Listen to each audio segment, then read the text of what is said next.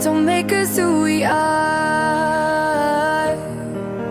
So I'll dream until I make it real, and all I see is. Hi guys, welcome to another Mentorship Monday with Michelle and Maren. Hi Maren. Hi, Michelle. How are you? I'm good. I'm starting to get back into the swing of things. You probably didn't know this because we missed last week because of the Ontario. Actually, it was past Ontario, but our Wi-Fi was down if you're with Rogers. And my cellular services with Bell, but our home services with a rebuilder with Rogers. And so yeah, we had no service for started Friday night and went into Sunday morning. It started to come back on, but it was like not so good. But by Sunday afternoon, it was back on. What happened was in the meantime, this is how amazing things kind of work out, because I got some rest last weekend. And I also I've had this little problem with a molar back here that I've talked about before, my tooth. Well, I ate a Werther's candy that was sugar-free, and I broke the tooth in half, like broke it right down and had the nerve exposed. Now, I didn't know the nerve was exposed, but within 24 hours, I had an infection in my jaw and all the way across my throat. I was in so much excruciating pain come the beginning of the week that I had to go to Emerge and get like antibiotics and all kinds of stuff. So I was off this whole week. Oh my goodness. Yes, and yesterday. And so I'm having dental surgery next Saturday morning. Okay. So we might have to make a little adjustment around our time, but I'm sure. So if anybody watching is where I've been. So sorry. I'm getting caught up as I can. And I also have surgery coming up March, which is one that could be changed because I was given an emergency date, like a cancellation date rather, and it's tentative. It could be changed, but this is for something completely different, not my mouth.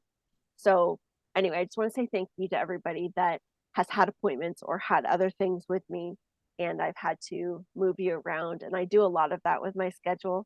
So I appreciate everybody because I have the best people that just, have always been there for me. And as we know, things work out the way they're supposed to, right? And there's always a reason. And I find that anytime a session is rebooked or something happens, it's always well, if we had it on this day, this wouldn't have happened. And then we wouldn't, have the opportunity to talk about this. Anyway, that's enough about me. Although I am going to say something else about me. I'm going to bring something else up about something I've kind of had an experience with. And I want to ask you what you know about this or what you've learned about this. I know you're taking some courses and you've been doing some learning too. And so interesting because there's a real mirrored effect in things that you're learning. And I found such an interesting, like I'm learning from you and you've taught me so much. And then these experiences are also happening to me. And I say this because there is truly never a time that we stop learning, because our consciousness, as our vibration shifts and as our consciousness expands, we could even learn the same things or kind of the same topic, but then we get an even more expanded understanding of it. And that's the most amazing thing about this spiritual journey, is there's never truly a point where somebody knows it all or should know it all.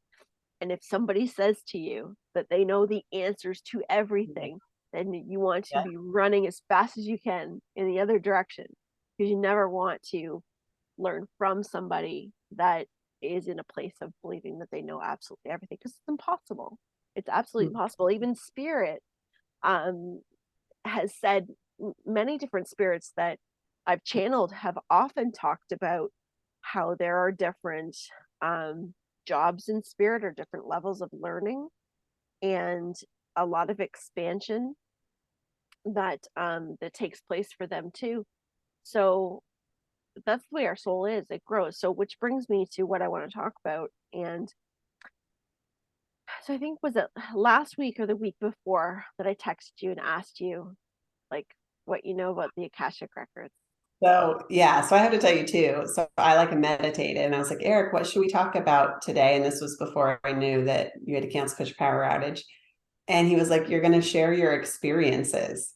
And I was like, wonder what experiences we're going to share. And then you text me about the Akashic Records and that you want to, and I was like, our experiences. Oh, okay.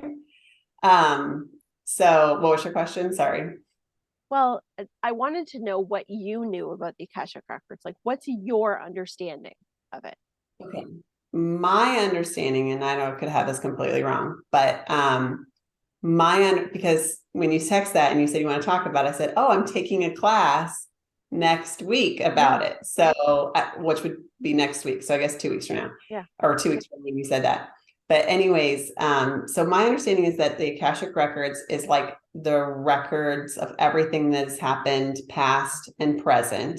Mm-hmm. And that it is, when people refer to the library in heaven, that it is the library in heaven.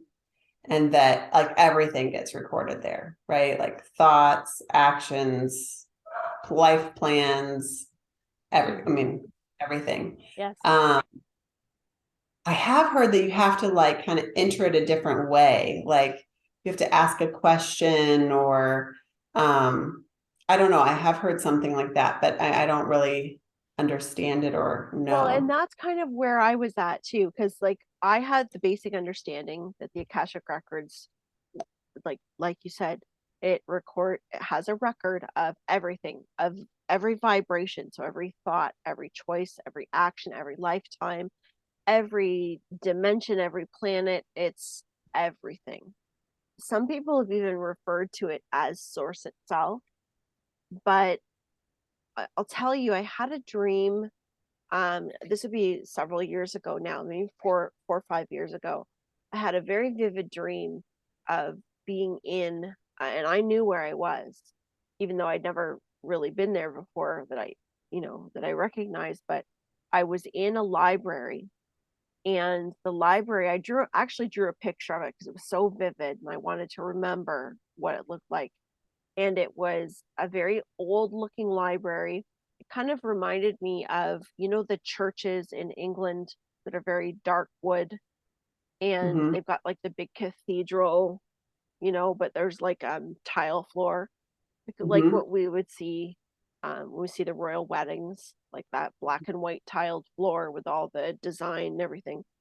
That's what it looked like. But when I was standing in the middle, and I remember looking up, and I would see the walls of the library with books, and the books were all multicolored, a lot of different colors, but they were thick and they were old, and they would go up as far as I could see, and there was no ceiling to it, like there was mist Wow. that would go up, and I would look down and see the same thing. It's just like the walls would just go on, and it was all the way around me. And what I was standing right up to was like this altar, and there was like a step, and I remember there was this big red looking royal carpet, and there was a step, and there was this big altar, and there were two big like church like candelabras on either side, and a great big, like, it reminded me of an old Bible. It was Yeah. huge, great big book. And the book opened itself in front of me, and the pages flew. It was like a movie. Like it was very animated. The pages flew, and then it stopped on a page, and it had that, like, the old English lettering where, like, say the letter L was the letter that was there, and it would start out like the first letter would be that huge letter L, and it would be like the Yeah. fancy design, and then there was all the printed letters. That's what it Yeah. looked like. And a friend of mine at the time, it was actually her ex-husband's name that it zoomed into, and I didn't know him. Like, I never knew him, didn't know anything about him. I don't really know what it meant. I did tell her that I saw it, but I didn't like, there was no information that came with it, really no feelings either. It was just I was being shown that name. And the minute I got closer, because there was like photographs underneath of it, and the letters would start to expand, and I'd get closer, like I was just about to read it, and the book slammed closed and wrapped a lock around it. And I was like, huh, it was very vivid. And I knew in that dream that that was what they would call the Akashic Records. And everything that I've ever heard about it, anything that was ever shown to me through a channeling, that look of that memory would come back. That's what I would see. So in my doing this work, anytime something would come up about the Akashic Records, Eric would often step in. So if somebody, like occasionally I get somebody that says, do you know how to read the Akashic Records? And I would answer truthfully and say, well, I've never been formally trained in it, but Eric will provide whatever we need. And that's how I've always relied on it, was I would just ask Eric, or sometimes I'd have Bronwyn, my guardian angel, will step in, or my higher self. Sometimes the information will come from a loved one for somebody, but did I ever take any additional steps to get the information other than the asking permission? Like, what can you show me about? You know, so that's what I just thought, okay, well, you know, and this is me talking, not Eric talking or anything, but my thoughts were, in the years of working with spirit in this way, my thoughts were, like everything else, it's a belief system. The belief system, and you know, if we believe we need a certain type of permission or whatever to enter into something or to do something, then we're going to require that. And that's kind of how, you know, I thought, well, it makes sense to me. It's how I understand energy and everything, and just left it at that until last week. And it's not that the belief system part isn't right, because that does play a big part in it, of course. But this is something new, because I feel like I've been on this little journey the last few weeks, and it's been taking place during this time of rest, which there's never any mistake, you know, when we have an illness or we have some sort of setback, you know, our body goes through a lot of rejuvenation when we heal. And, you know, for me, I was maybe a little overtired, a little overcommitted, and that is why all of this came up at this time. But we're also at a new full moon, and the full moon in, is it in Leo? I think it is. I don't Something know. like that. But anyway, I don't know the details so much around the full moon, other than to say that at all full moons, we're having a closing and a re-entering. And we're starting a whole new cycle. And I've been getting the feelings within me and the sense that something is changing within me, almost like I'm going, I don't want to say back. I was about to say going back to, but I don't think that's the right words. Going deeper within my own spiritual journey, and kind of exploring a different area, so to speak. So, and that's, I'm sure you can say this too, when you kind of go along for a while and then things start to feel different, or you might get overwhelmed, or you feel like you're spinning, and then all of a sudden you're coming up to, for me, it's all this medical stuff, and it's bringing about change, you know. And because I've done these cycles many times, I kind of know my, you know, my ways of feeling when I know something's happening. Anyway, so I have a membership to Audible, and on my Audible, I think it's something like 4 credits or something a month that you get with different books. So I always, you know, when I got new 4 credits, I'll scan through and pick out something new to listen to. And I don't read, because when I read for very long, I get really tired, get really sleepy, and I fall asleep. So I like to listen to audiobooks while I'm driving, or while I'm doing stuff in the house, or often when I go to sleep at night, I'll listen to an audiobook or meditations and whatnot. So, um, I think I had a couple credits, and I was not looking up anything. I wasn't talking uh, um about the Akashic Records. Not a single mention about it. So there was no conversations happening. There was no anything. And I was on the audio thing the night before. So I was looking at books, and I thought maybe this just came up randomly. And I'm like, no, this isn't random. But what popped up the very next day, and I didn't even turn it on. Like, I did not turn it on. There was nothing open. But what pops up is I had already purchased the Akashic Records. What? Okay. Like, I'd already clicked accept. So it was already downloaded and ready to go. I'm like, I didn't do that. I didn't do that. I know I didn't do it. I had it open, but I'm like, I kind of sat there for a second and go, did I? Did I? Or did they just gift one to you? Because it's within the realm of the type of things I would listen to. So did I just get it for free? Like, but it was downloaded. So anyway, so I started to listen to it. And my mom had a doctor's appointment, and I took her to her doctor's appointment that week, and I couldn't go in with her. So she had gone in, and she was in for a while.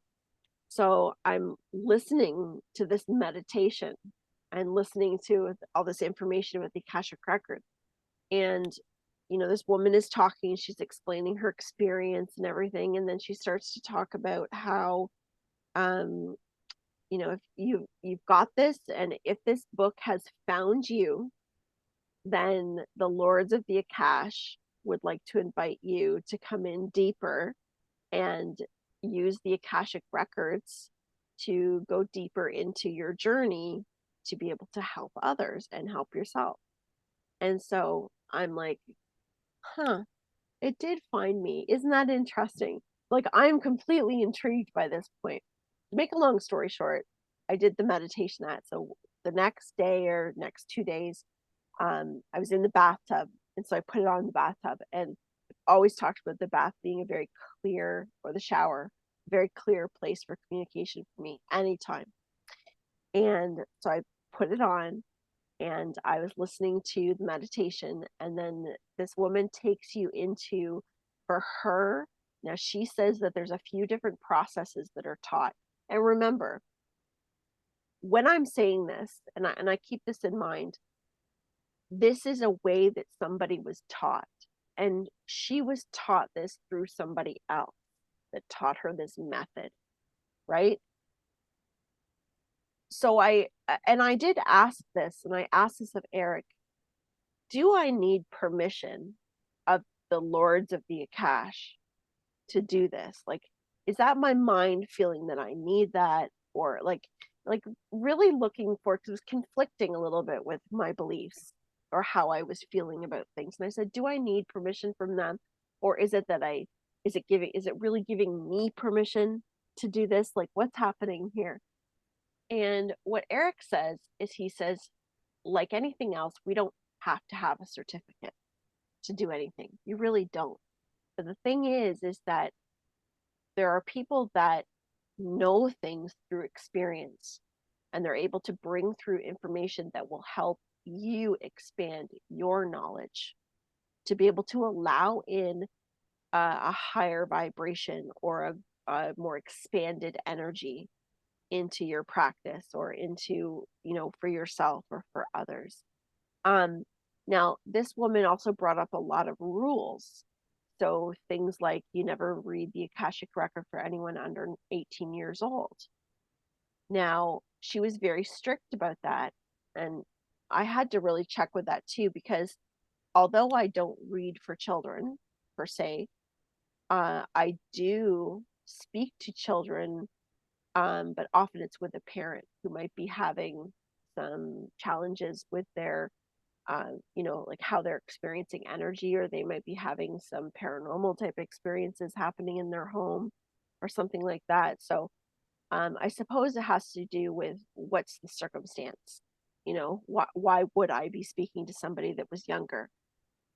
But there's a couple things there that I was not too sure, what I thought about it. And Eric just says, Michelle, don't get so involved in the details of everything and pay more attention to the energy of it. Get into the energy and leave the rest of it.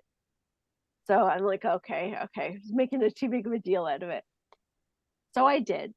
I did the meditation, and she did what is called the prayer process for accessing the Akash. And she does say that there's 3 different modalities that are taught to access.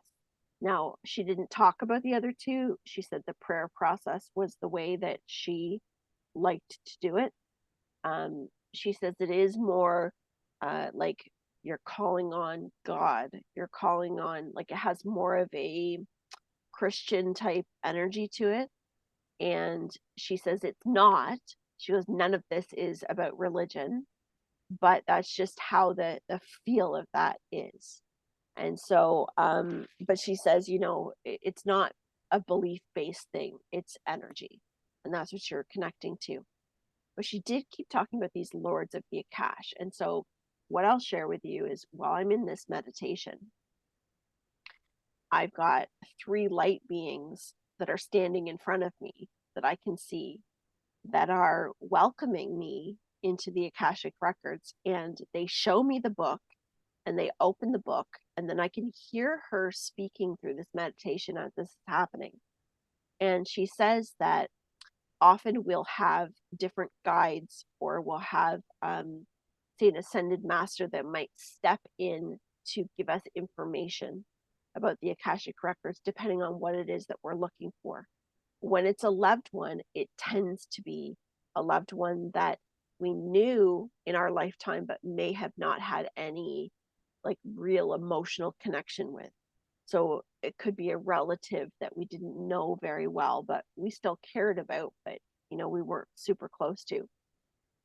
And as she said that, this little card shows up in front of me. And it's this little, like, it looked like a tag, like a gift tag. And I saw like calligraphy writing move on the card, but there was no like hand, no pen. It was just writing.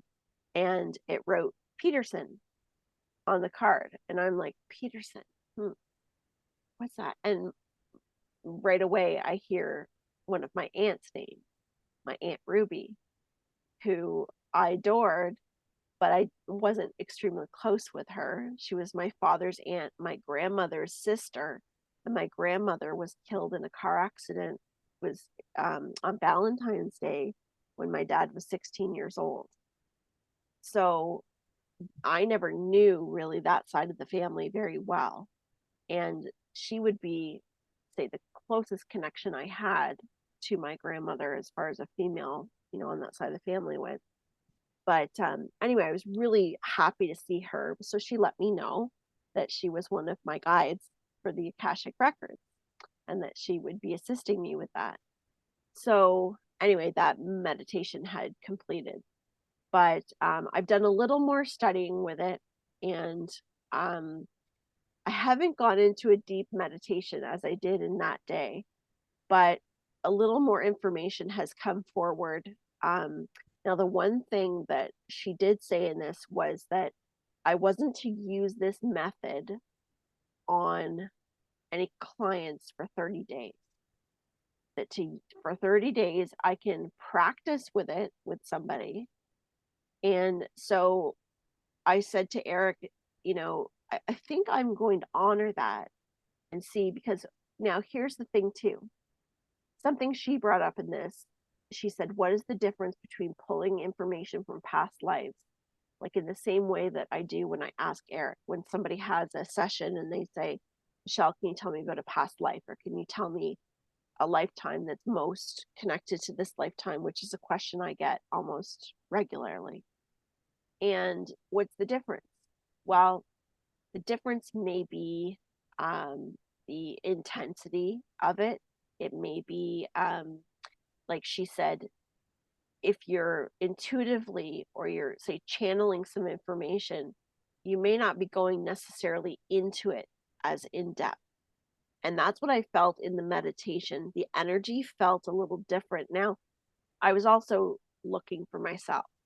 So it was very personal feeling. Whereas for somebody else, it's you're gathering that information for them. So I've not experienced reading the Akashic records for somebody else, but I figure, Maren, that we'll need to do some practice at some point. And so I will practice doing the Akashic records on you if you'd like. And Oh my gosh. of course, we have to have permission and see what comes up and kind of play with that. So that's something that for me, would I advertise, say, Akashic records reading for people? Probably not. I would probably just leave it as it is. And if that organically comes up, which it will, if somebody's, is asking for it, or if spirit will bring someone to me, it will organically come up. I just find it fascinating because it's um it's taught me to, sometimes it's okay to trust in these processes outside of maybe the way that I've navigated through this. And I'm saying this for myself because I've done a lot of self-teaching, and I've done a lot of exploring my own way of doing things through Eric, and not necessarily from a class or from somebody else's steps of doing so. So for me, it was accessing a completely different way of doing it by following, somebody else's steps. So Yes. anyway, I just thought that was really interesting. That is so interesting. Well, you told me you're like, maybe you should try doing some Akashic Records meditations, So the first one I tried, I just don't think, well, first, no one ever tells you that you're the different ways to do it. So Yeah. like the first one was like, there's a golden door.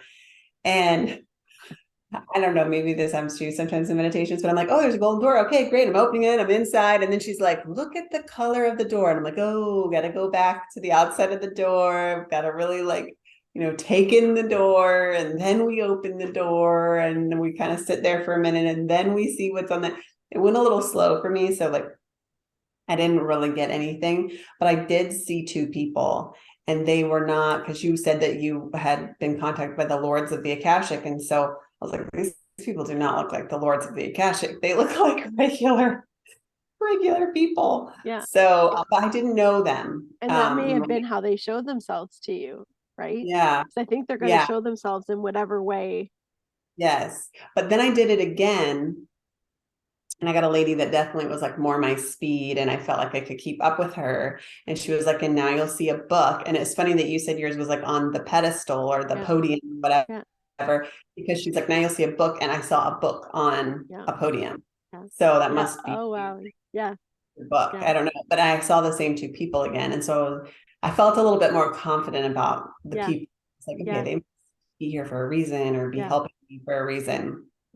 But then I asked my question and I felt like I didn't really get I got it in images rather than like in written words or in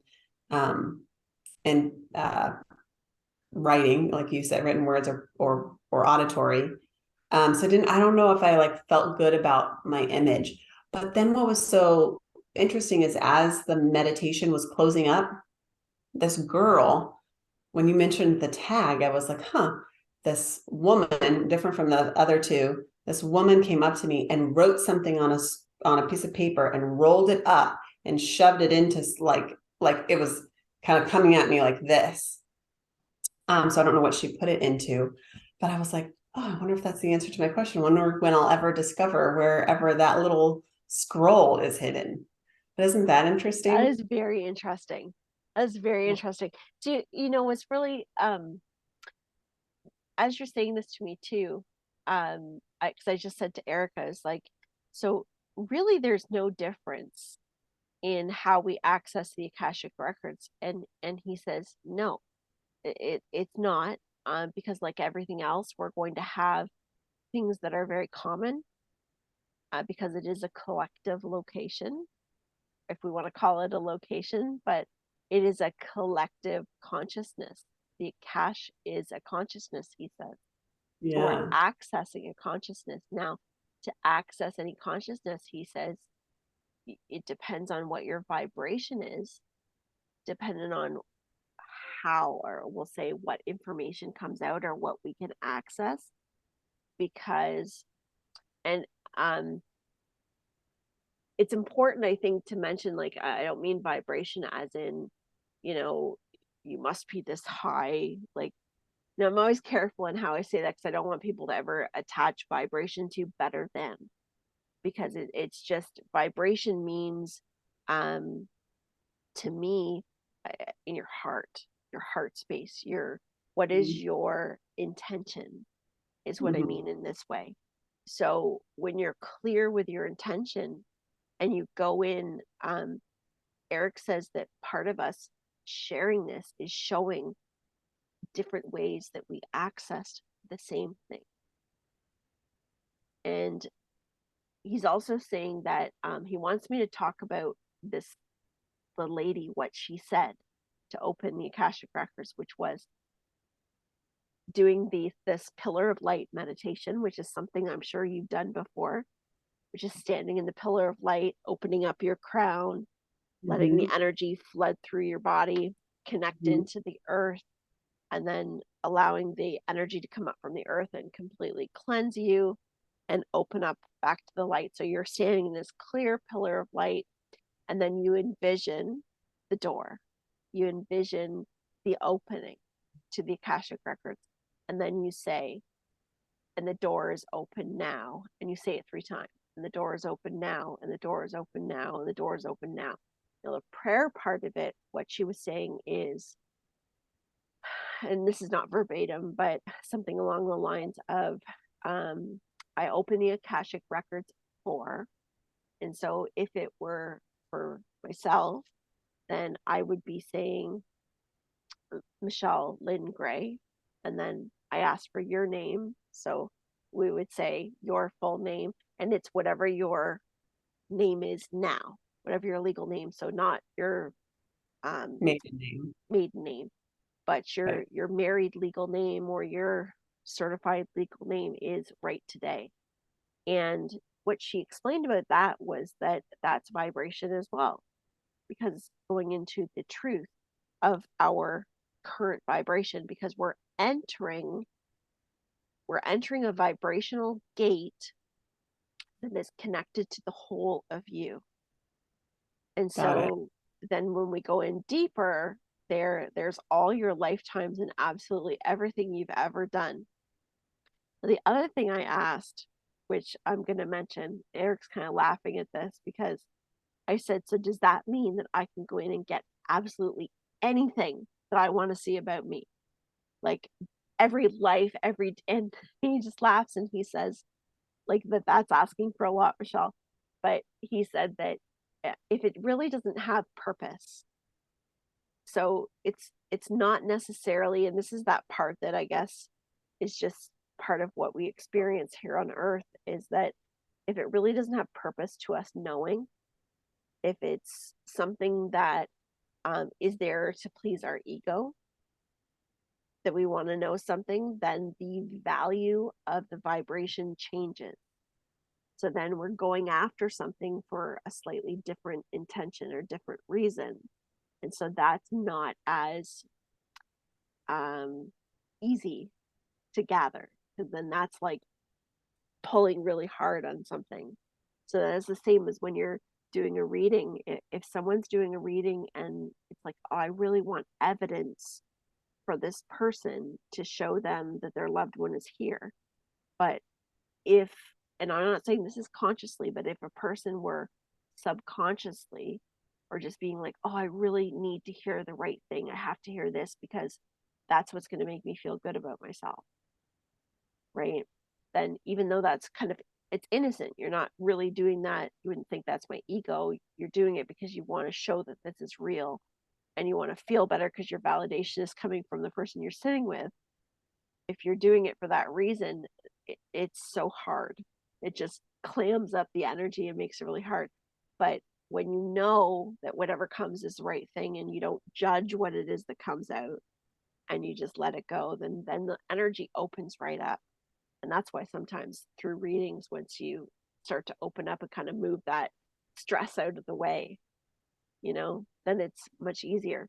Anyway, I don't know why that little bit came in there. That might be for somebody to hear. But it's just really fascinating to me that you're exploring the Akashic Records too. You had said Yeah. that in class. Have you started that? No, so that's next weekend. So I'm Okay. excited. So I think that after you do the Akashic Records, we should revisit this again after you do your class. And then if you're good with it, I will reveal your Akashic Record reading on, Okay. yeah, so we can talk about that. Yeah. And maybe you can share some of the tips and things that you learned about it Okay. at the same time. Okay. Yeah. I would love that. Was there anything else on this one that you wanted to No, talk about today? no. I just babbled the whole time. I'm so excited. Stay tuned. That's so Really exciting. good. This today was a lot of storytelling on my hand. On my hand. Yeah. But So interesting. so we're gonna record another one though, because I'm getting tooth surgery next weekend. So Oh, okay. great. So Let's do it. stay tuned. Yes. Bye everybody. Bye.